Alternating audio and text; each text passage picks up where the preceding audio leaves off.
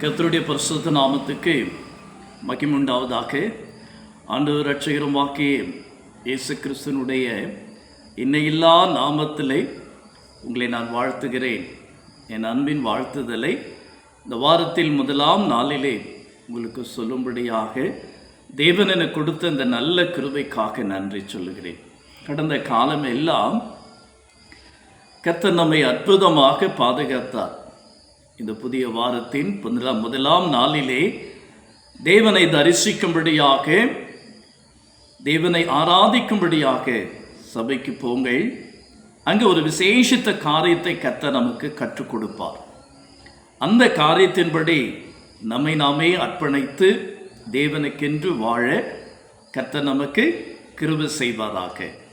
விசேஷமாக இந்த காலவேளையிலே ரோமர் எழுதின புஸ்தகத்திலே 12ஆம் அதிகாரம் 12ஆம் வசனத்திலே ஒரு வார்த்தை சொல்லுகிறது, நம்பிக்கையிலே சந்தோஷமாக இருங்கள், உபத்திரவத்தில் பொறுமையாயிருங்கள், ஜெபத்திலே உறுதியாய் தரித்திருங்கள் என்று சொல்லு. நம்முடைய வாழ்க்கையிலே தேவன் மேல் வைத்திருக்கிற அந்த நம்பிக்கை, அந்த விசுவாசம் என்பது கொஞ்சம் கூட நம்முடைய வாழ்க்கையில குறைவுபடக்கூடாது. அப்போ நம்முடைய வாழ்க்கையிலே ரொம்ப சந்தோஷத்தை, ஒரு சமாதானத்தை, ஒரு கிருபையின் ஆசீர்வாதங்களை நம்முடைய வாழ்க்கையிலே பார்க்க முடியும்.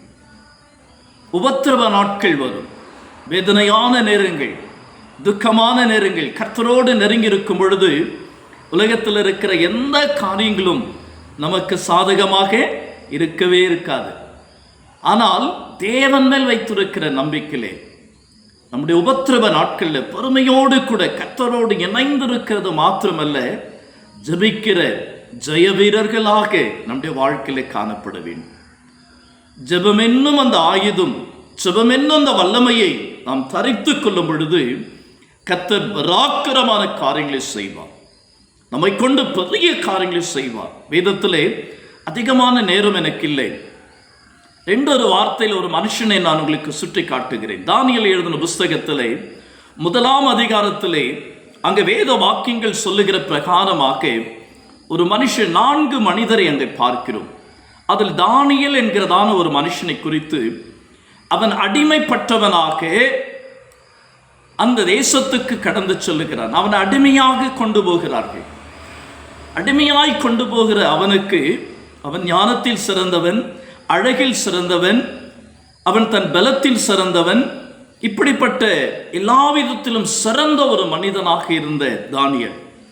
இந்த தானியேலுக்கு ஒரு கட்டளை கொடுக்கப்படுகிறது ராஜாவினாலே, நீ ஜெபிக்க கூடாது என்று சொல்லி.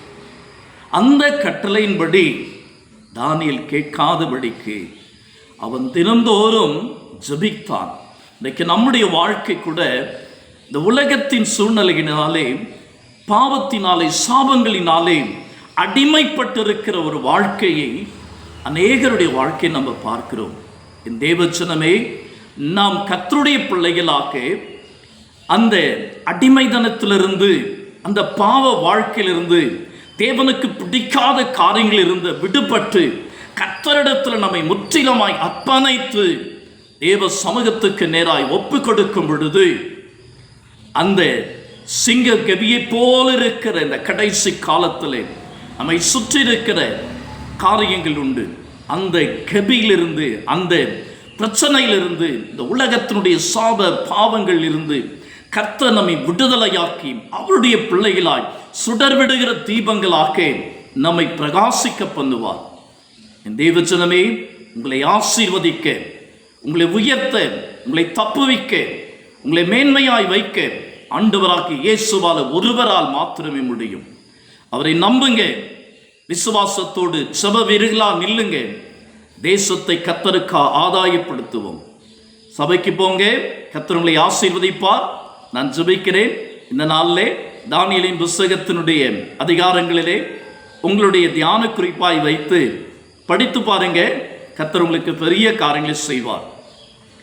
எங்களளவுக்கு அதிகமாக நேசிக்கிற பரலோக பிதாவே, இயேசுவின் அதிகாரம் நிறைந்த நாமத்திலே ஜெபிக்க கூடாதபடிக்கு ராஜா உம்முடைய பிள்ளைகளுடைய வாழ்க்கையில் இருக்கிற எல்லா குறைபாடுகளையும் இயேசுவின் நாமத்திலே அப்பா இப்போ நான் அகற்றுகிறேன் ஆண்டவரே. ஹோரபாலா சங்குரபுரபாலானா தேவ வல்லமை இறங்கட்டும் ஆண்டவரே. பிள்ளைகளுடைய வாழ்க்கையிலே அற்புதமான அதிசயமான நன்மைகளை செய்யும்படியாக ஜெபிக்க கூடாதபடிக்கு இருக்கிற எல்லா தடைகளையும் ஆண்டவரே இயேசுவின் நாமத்திலே உடைக்கிறேன் ஆண்டவரே, உடைக்கிறேன். ஆமென் ஆண்டவரே. ஜெப வீரர்களாயிருந்து ராஜா, ஆமென் ஆண்டவரே.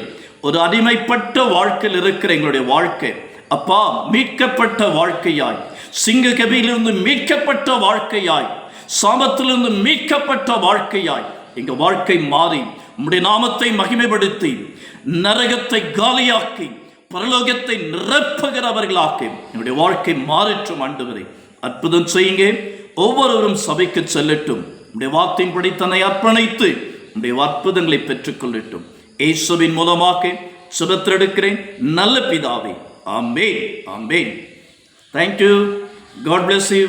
God is with you. கர்த்தர் உங்களை ஆசீர்வதிப்பாராக. தேவன் உங்களோடு இருக்கிறார். ஜெபிங்க. கர்த்தர் பெரிய காரியங்களை செய்வார். ஆமென்.